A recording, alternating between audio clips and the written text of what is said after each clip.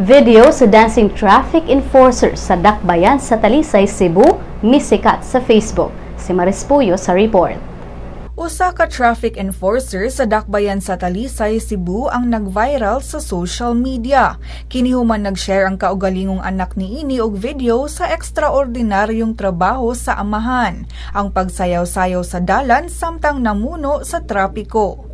Si Jerry de la Cuesta, usa ka single father sa 11 ka mga anak, 17 na katuig nga enforcer sa Talisay Traffic Operation and Development Authority.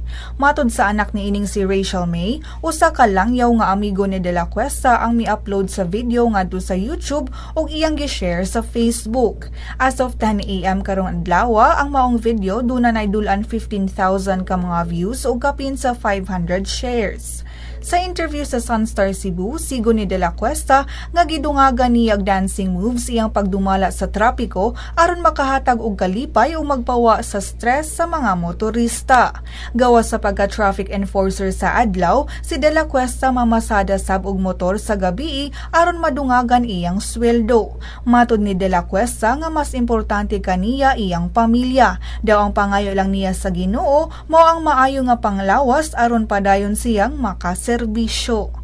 Maris Puyo, Sunstar, Pilipinas.